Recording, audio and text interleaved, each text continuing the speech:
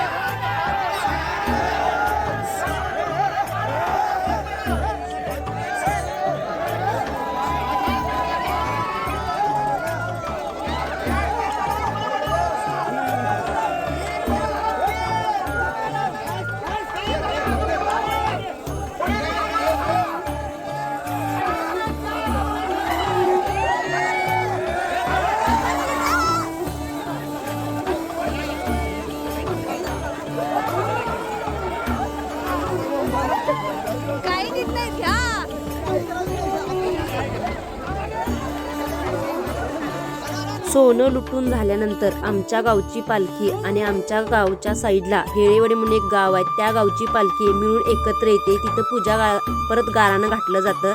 मग ती पालखी आमच्या गावात येते।